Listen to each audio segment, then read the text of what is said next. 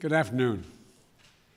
Before I begin today's announcement, let me take a few moments to thank all the law enforcement folks for all they did, the military personnel from all across the federal, state, and local agencies that secured yesterday's inaugural activities. And a special thanks to the members of the National Guard from around the country. It was an unprecedented situation. Hope will never have to be renewed again. And everyone handled with the most professionalism and duty and honor that you could be expected.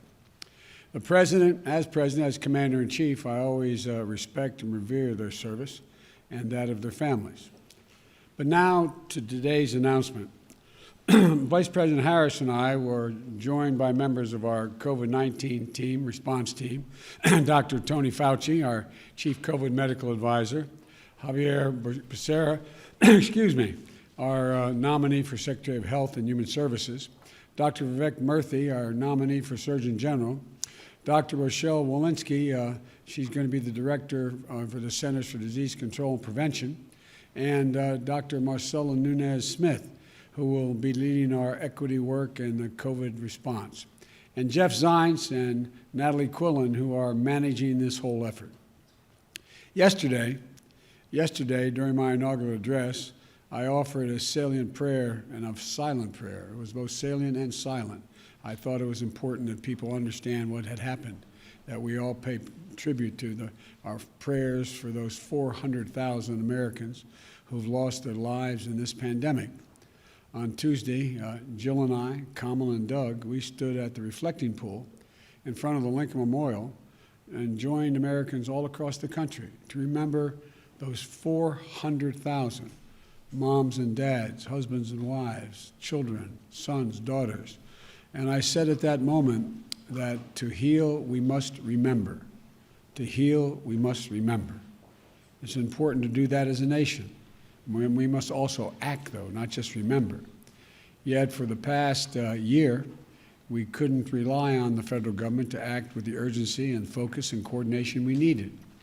And we have seen the tragic cost of that failure. 3,000 to 4,000 deaths per day. To date, more than 24 million Americans, 24 million Americans have been infected.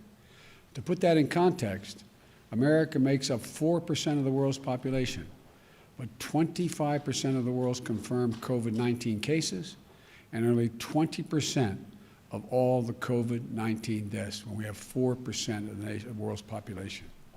The pandemic has disproportionately impacted on blacks, Latinos, and Native Americans, who are about 4 times as likely to be hospitalized and nearly 3 times more likely to die from the COVID-19 pandemic than white Americans. Hospitals are out of beds.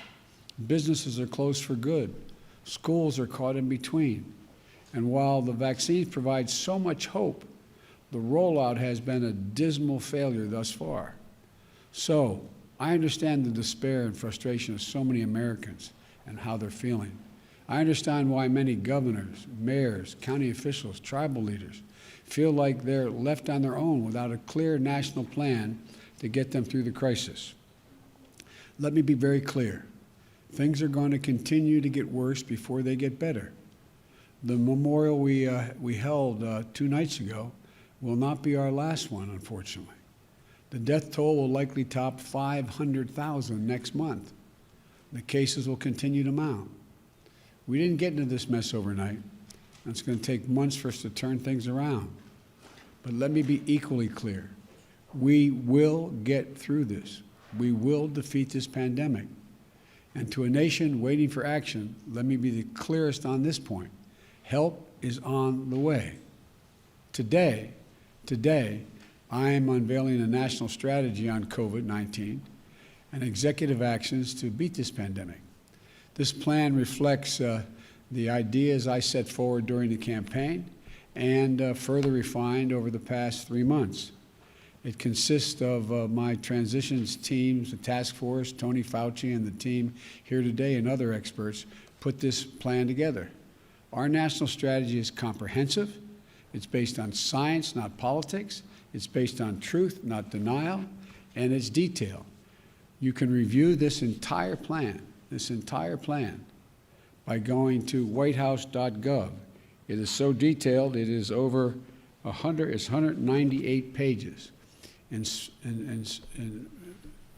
complete detail what we're going to do. Our plan starts with mounting an aggressive, safe, and effective vaccination campaign to meet our goal of administering 100 million shots in our first 100 days in office. We're on day one. This will be one of the greatest operational challenges our nation has ever undertaken. And I'm committed to getting it done. We're committed to getting it done. And as I explained last week, we'll move heaven and earth to get more people vaccinated for free and create more places for them to get vaccinated, to mobilize more medical teams to get shots in people's arms, and to increase vaccine supply and get it out the door as fast as possible. Yesterday, we got started. We directed the Federal Emergency Management Agency, FEMA, to start standing up the first federally supported community vaccination centers with the goal of standing up 100 centers within the next month. The Centers for Disease Control and Prevention will launch the federal pharmacy program to make vaccines available to communities in their local pharmacies, beginning early, I think it's by the 7th or 8th of February, but in very early February. We'll also task the Department of Health and Human Services to prepare and expand the pool of medical professionals who can administer the vaccine, and to ensure we have enough vaccinators, the people doing the vaccines, to meet the nation's needs, and quickly. In addition to this effort, our administration will be asking Congress to fund for the funds to grow the public health workforce. We also are going to take immediate steps to partner with governors, mayors, and other local officials who we've been talking to all along, who are on the front lines of this fight. We directed FEMA to establish a COVID response liaison for each state, which means every state will have a point person at the federal level to maximize cooperation between the federal government and the states, and where it falls short, to be made known about it, be made known immediately. This is a model we used to respond to Hurricane Sandy, which I was deeply involved with. And in just a few moments, I'm going to sign a declaration to immediately begin reimbursing states 100% for the use of their National Guards to help COVID relief efforts, something Democrats and Republican governors alike have called for. But the brutal truth is, it's going to take months before we can get the majority of Americans vaccinated. So, while we increase vaccinations, we're going to take steps necessary now to slow the spread of the disease as well. One of our 100-day challenges is asking the American people to mask up for the first 100 days, the next 99 days. The masks have become a partisan issue, unfortunately, but it's a patriotic act. But for a few months to wear a mask, no vaccines, the fact is that they're the single best thing we can do. They're even more important than the vaccines because they take time to work. And if we do this as Americans, the experts say by wearing a mask from now until April, we'd save more than 50,000 lives going forward, 50,000 lives. So I'm asking every American to mask up for the next 100 days. Yesterday, I signed an executive action that requires masks and social distancing on federal property.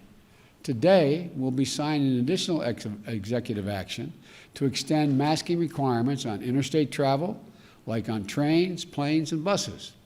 And in light of the new COVID variants that you're learning about, we are instituting now a new measure for individuals flying into the United States from other countries. In addition to wearing masks, everyone flying to the United States from another country will need to test before they get on that plane, before they depart, and quarantine when they arrive in America. Our national plan launches a full-scale wartime effort to address the supply shortages by ramping up production and protective equipment, syringes, needles, you name it. And when I say wartime, people kind of look at me like, wartime? Well, as I said last night, 400,000 Americans have died. That's more than have died in all of World War II. 400,000. And this is a wartime undertaking. Today, I'm signing an executive action to use the Defense Production Act and all other available authorities to direct all federal agencies and private industry to accelerate the making of everything that's needed to protect, test, vaccinate, and take care of our people. Well, we've already identified suppliers, and we're working with them to move the plan forward. Now look, our strategy includes a plan to safely reopen schools and businesses while protecting our workers. Today, we're directing the Department of Education and the Department of Health and Human Services to immediately provide schools and communities with clear guidance and resources to safely reopen the schools and child care centers. We're putting, and by the way, when you do that, think of all the people who can get back to work, be able to get back to work, all the mothers and single fathers who are staying home, taking care of their children. We're going to put the full force of the federal government behind expanding testing by launching a COVID-19 pandemic testing board. This effort will ensure that we get testing to where it is needed and where it's needed most, helping schools and businesses reopen safely and protecting the most vulnerable, like those who live in long-term care facilities. And for the millions of workers, many of whom are people of color, immigrants and low-wage workers, who continue to put their lives on the line to keep this country going through the pandemic, I'm calling for the enforcement of a more stringent worker safety standards so that you are better protected from this virus while you have to continue to work to protect the rest of us. Our plan also protects those most at risk and works for everyone of all races and urban and rural communities alike. Today, I'm formalizing the Health Equity Task Force that we announced in the transition, led by the brilliant Dr. Marcela Nunez-Smith, who is going to ensure that equality is at the core of every decision we make. That includes addressing vaccine hesitancy and building trust in communities, as well as fighting disinformation campaigns that are already underway. Above all, our plan is to restore public trust. We will make sure that scientists and public health experts will speak directly to you. That's why you're going to be hearing a lot more from Dr. Fauci again. Not from the president, but from the real, genuine experts and scientists. We're going to make sure they work free from political interference and that they make decisions strictly based on science and health care alone. Science and health alone, not what the political consequences are. The Vice President Harris and I and our entire administration will always be honest and transparent with you about both the good news and the bad. We will level with you when we make a mistake. We'll straight up say what happened. And I said at the outset, the honest truth is we're still in a dark winter of this pandemic. It's going to get worse before it gets better. It's going to take many months to get where we need to be. Progress from our plan will take time to measure as people getting infected today, they don't show up as case counts for weeks. And those who perish from this disease die weeks after their exposure. Despite the best intentions, we're going to face setbacks, which I will always explain to you. But I also know we can do this if we come together. That's why, ultimately, our plan is based on unity and all of us acting as one nation. It requires families and neighbors looking out for one another, healthcare providers, and business and civic and religious and civil rights organizations, and unions, all relying together on a common purpose with urgency and purpose and resolve. It requires reasserting our global leadership, which is why I took an action yesterday for the United States to rejoin the World Health Organization and to reestablish our global pandemic office in the National Security Council.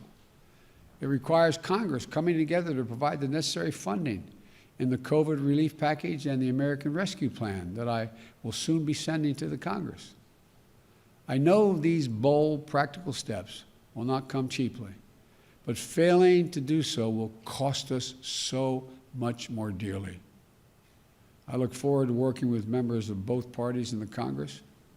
We're in a national emergency, and it's time we treat it like one, together with a national plan as the United States of America.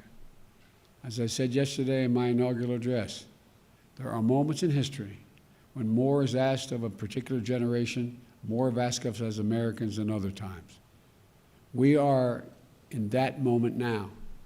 History is going to measure whether we're up to the task. I believe we are. The American people have given so much already, but I believe they're ready to set big goals and pursue them with courage, conviction, and honesty, because the health of the nation is literally at stake. It's not hyperbole. I'm convinced the American people are ready as well to spare no effort, no expense to get this done. What could be more important?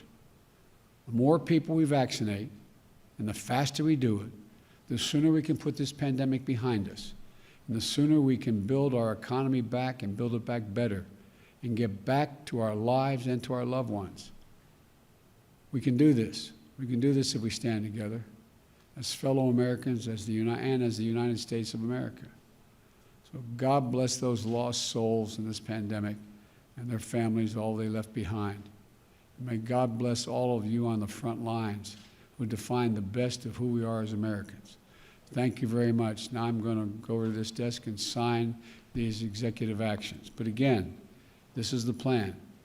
This is the plan. You can go online and get it. I know it's a lot of heavy reading, but it's all laid out in stark detail here.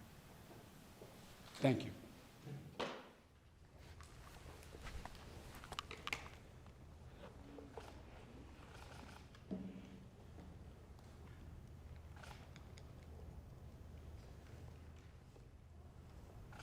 This executive order I'm signing is strengthening the supply chain.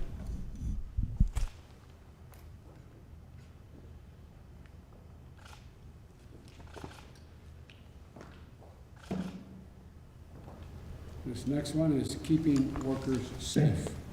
How to do that.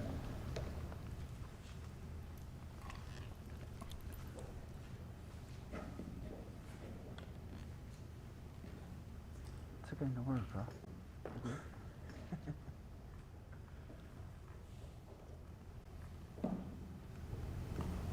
This next one is ensuring equitable response.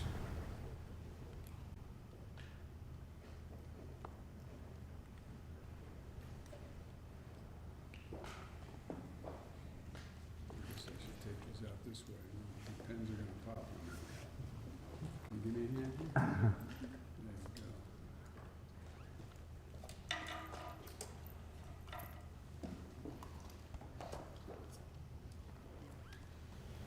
go. This next one is what I referenced about traveling in America. This is the promoting safe travel.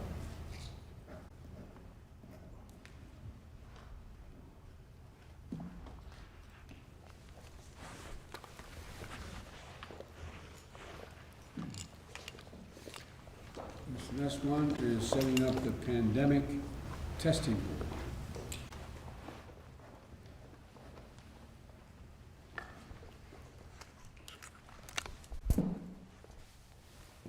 Thank you. This next one is studying the Safe Schools Initiative.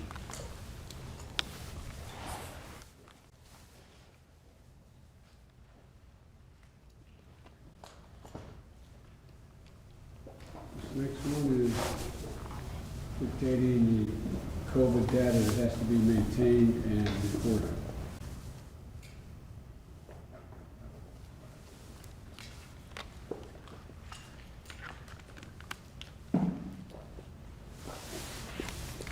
Next one is making sure that the National Guard and FEMA support is available.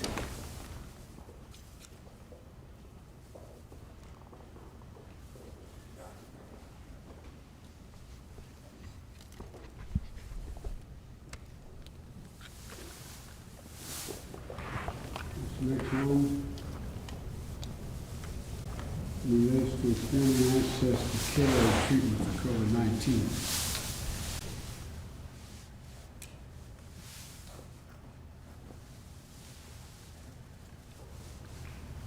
The last one is our Global Response Directive.